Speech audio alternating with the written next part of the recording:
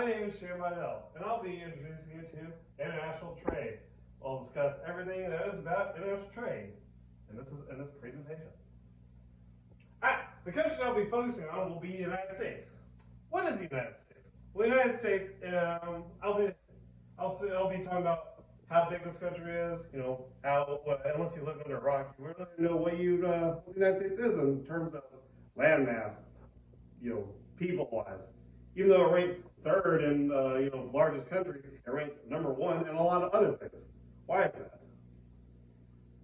I know the subject we'll be talking about will be the major agricultural resources and products of importing and exporting. What does the United States produce? What are its primary products? And what does it do in terms of agriculture-wise? Another one will be deliberate regulations related to agricultural products to import and export. I'll be talking about how the regulations that are imposed in the United States when it comes to importing and exporting, like such as taxes, embargoes, all that stuff that prevents you, not just ag goods, but other goods too from getting to certain countries. Another one will be U.S. trade agreements and trade partnerships. Trade is extremely important when it comes to countries. Without trade, it would be pretty impossible to make some money off of the world. You would have a lot of surplus with a lot of stuff. And trade partnerships make that even easier. They establish agreements on what the trade, what kind of taxes will be levied, what kind of stuff will be sent around, how they're going to send it. And another will be the country's top trade partner countries, import countries. The United States may produce everything, but it can't produce everything perfectly. What I mean is, there are some countries that produce certain items a lot cheaply and more plentifully than the United States can. It's not can't produce plentifully, it's that some countries have cheaper labor. So that's why they can produce less for us. That's why it's cheaper to import it than it is to export it. Alright, and I'll compare this, I'll do some comparison. I'll pick a little country that, the United States has good, good trade with, and we'll talk about what kind of, things they trade, what we trade with them, all the stuff with that. United States. The United States is a big and powerful country, having influence around the world from its founding to its actions done throughout the country's history. The country was founded on the idea of all men created equally and equal rights, which sparked the current, there's the whole idea you make your own business and, start small and get big, and first thing you could be, exporting all this stuff around the world. The country not only has a huge landmass, but a variable sized population to go with. We got 329.5 million people in the United States as of 2020. The GDP of the United States is pretty big as well.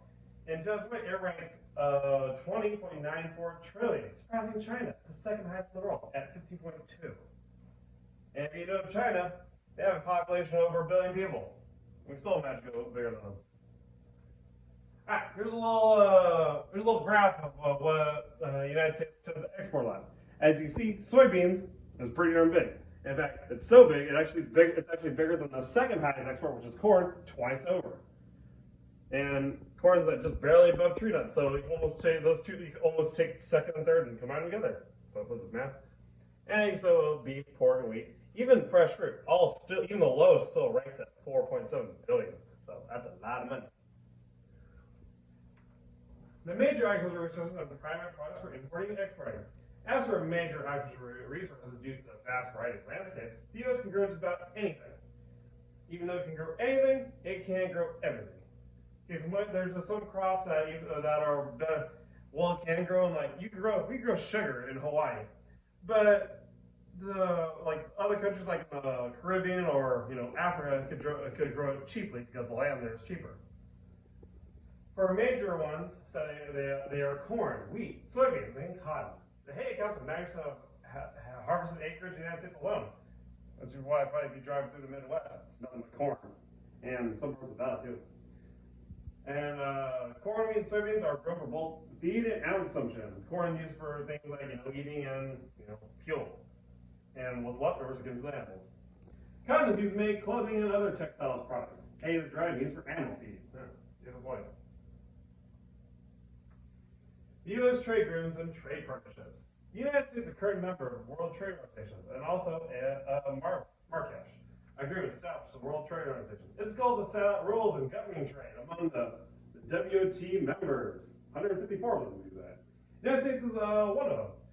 And other WT members are currently engaged in the Doha development round of World Trade Agreements. A strong market opening for Doha agreements for both goods and services would be a great import transition to address the current global crisis. Is COVID-19.